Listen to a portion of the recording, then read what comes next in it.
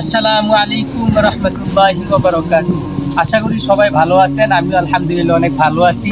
তো আমাদের ইউটিউব চ্যানেলটা নতুন, অবশ্যই সবাই যারা যারা দেখবেন, সবাই যদি 100 মানুষ দেখে 100 সাবস্ক্রাইব হবো, যদি 200 দেখে 200 সাবস্ক্রাইব হবো, যদি 1000 মানুষ দেখে 1000 সাবস্ক্রাইব। তবে আমাদের এই চ্যানেলটা মাদ্রাসা ছাত্র নিয়ে ইসলামিক ভিডিও বানাই। যদি কারোর কাছে ভালো লাগে তাহলে অবশ্যই আশা করি ইনশাল্লাহ ভালো লাগবে। কমেন্টে জানাইবেন কী কী ভিডিও করলে ভালো লাগবে। তো আমাদের গলার কণ্ঠের বয়সে সরাসরি আমরা গজল তেলাওয়াত এগুলাই করি। এই মাদ্রাসার পরিবেশটা অনেক সুন্দর, শুধু যদি দেখানো যায় তাহলে আশা করি আলহামদুলিল্লাহ অনেক সুন্দর। ক্যামেরাম্যান তুমি মিনারাটা দেখাও, মিনারাটা মাদ্রাসার। হ্যাঁ, আমার দিকে ধরো। এখন আসলে অনেক সুন্দর একটা পরিবেশ। আমাদের মাদ্রাসা 2 তলা। আমি এখন কথা বলছি, আমাদের এই স্থানটা হচ্ছে নেত্রকোনা জেলা, থানা পূর্বতলা, ঘাগড়া ইউনিয়ন। আমাদের গ্রাম হচ্ছে গিরিয়াশা। আমাদের মাদ্রাসার নাম হচ্ছে গিরিয়াশা সাউতুল হেরা নুরানি ও হাফিজিয়া মাদ্রাসা। তো আমাদের এখানে প্রতিষ্ঠানটা একবারে গ্রামের ভিতরে, সাথে একটা মেইন রুট। মানে বললে বিশ্বাস করবেন না, তবে আমি ক্যামেরাতে দেখাবো ইনশাল্লাহ পরের ভিডিওতে। মানে আজকের পরিবেশটা 2 দিন প্রচণ্ড গরম গেছে।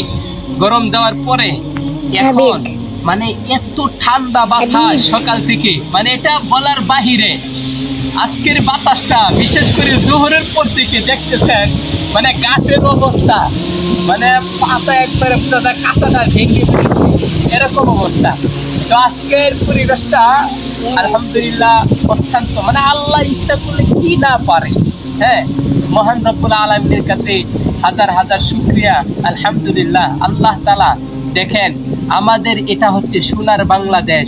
এই বাংলাদেশটা এত একটা শান্তির দেশ, কিন্তু আমাদের এখানে এই দেশটা পরিচালনা করার মতো কোনো একটা মানে ভালো একটা মানুষ, দেখেন, যদি এই বাংলাদেশটা পরিচালনা করার মতো যদি ভালো একটা মানুষ থাকে, মানে তার ভিতরে দিন থাকে, কোরআনের ভয় থাকে, দিনের ভয় থাকে, নামাজি থাকে 5 ওয়াক্ত, আমি মনে করি আমাদের এই বাংলাদেশটা কোনো কিছুর অভাব থাকবে না।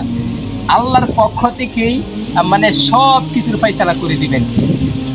আল্লাহ কার ভিতরে, মানে আল্লাহ সব কিছুই তো দেন, কিভাবে দিবেন? যখন আমি যদি আমার এই ইউটিউব চ্যানেলটা, আমি যদি এখান থেকে প্রতি মাসে 1 লক্ষ টাকা 2 লক্ষ টাকা যদি ইনকাম করি, স্যাক্রিফাইস, যদি আমি এখান থেকে 5 লক্ষ টাকা ইনকাম করি, আমি যদি মানে দামি বাইক, দামি গাড়ি, যদি আমি এইভাবে যদি চলাফেরা করি, বড় বড় দামি গাড়ি নিয়ে, তাহলে মানুষ কি ভাববে? হাতে একটা আইফোন, মানে প্রতি বছরই আইফোন চেঞ্জ হয়, বা অনেক দামি একটা আইফোন নিয়ে যদি আমি ঘুরি, দামি একটা বাইক নিয়ে যদি ঘুরি, দামি একটা প্রাইভেট কার নিয়ে যদি ঘুরি, মানুষ আমাকে কি বলবে? আমি বড় লোক। কিন্তু পৃথিবীর জন্মের পর থেকে, এই পৃথিবীর শুরু থেকে এই পর্যন্ত কোনো বইয়ে লেখা আছে যে তুমি 50 কোটি টাকা যদি তোমার হাতে থাকে তুমি বড় লোক?